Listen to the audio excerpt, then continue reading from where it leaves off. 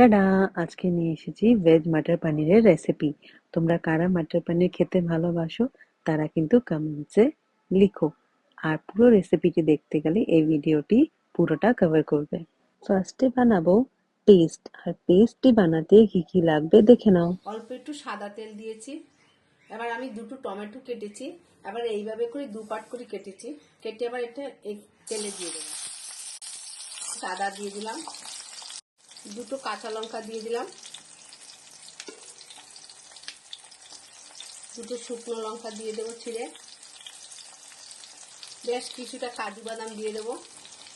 আমি উপকরণগুলোকে দেখে দিয়ে দেবো, ঢাকনা খুলে উপকরণগুলো নেড়ে ছেড়ে দেবো। হয়ে গেছে আমার। এবার আমি ঠান্ডা হতে দেব কিছুক্ষণের জন্য। ঠান্ডা হওয়ার পরে এটাকে ব্লেন্ডারে ব্লেন্ড করে নেব। এইদিকে কড়াতে আরো কিছুটা জল বসিয়ে একটু লবণ দিয়ে দেব, মটরশুঁটিগুলো দিয়ে দেব।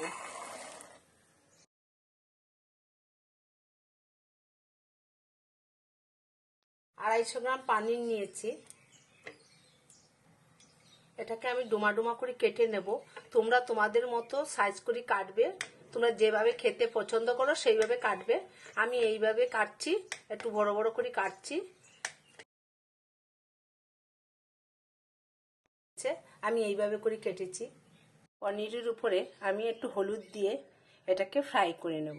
সাদা তেল দিয়েছি, সাদা তেলটা আমার গরম হয়ে গেছে। এবার আমি এই পনিরটা একটা একটা করে আমি ফ্রাই করে নেব, শ্যালো ফ্রাই করব। একটা বাটিতে ফুটন্ত গরম জল দিয়ে দেব। এবার পনিরটা হালকা ভাজা হয়ে গেছে, এবার আমি এই গরম জলের মধ্যে দিয়ে দেব। এবার আমি গরম জলের মধ্যে দিয়ে দিচ্ছি, তাহলে এই পনিরটা আর শক্ত হবে না, একদম নরম তুলতুলে থাকবে, খেতে খুব সুস্বাদু হবে। এবার আমি টমেটোর ছিলকাগুলো তুলে নেব।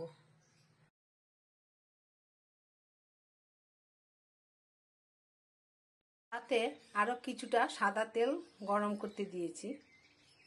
ফোড়নের জন্য নিয়েছি একটা ফ্লাওয়ার, একটা একটা দালচিনি, একটা এলাচি। এবার দিয়ে দেব কিছুটা জিরা, দিয়ে দেব বেটে রাখা যে মশলাটা, এইটা দিয়ে দেব ফোড়নে। এবার একটু নেড়ে দেব। 1 চামচ হলুদ পাউডার, 1/2 চামচ লঙ্কা পাউডার, 1 চামচ ধনিয়া পাউডার, 1 চামচ জিরা পাউডার, 1 চামচ কাশ্মীরি লঙ্কা পাউডার। আবারও আমি একটু নাড়াচাড়া করে দেবো। ভালোভাবে কষানো হয়ে গেছে। এবার আমি যে সিদ্ধ করে রেখেছিলাম মটরশুঁটি, এটা আমি দিয়ে দেবো।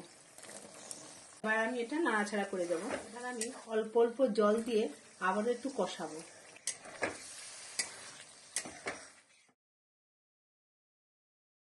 1 চামচ চিনি দেব,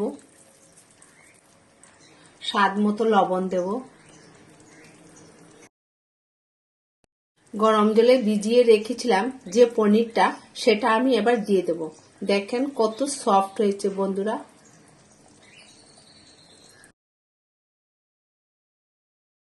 আমি জল সমেত দিয়ে দিলাম, জলটা আমি ফেলিনি, এটা আমার গ্রেভির কাজে এসে গেছে। 1 চামচ গরম মশলা পাউডার দেব, কস্তুরি মেথি দেব।